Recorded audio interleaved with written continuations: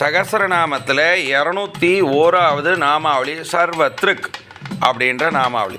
இந்த நாமாவளிக்கு ஆழ்வார் ஆச்சாரியர் பெரியோர்கள் கொடுத்திருக்க விளக்கம் என்ன?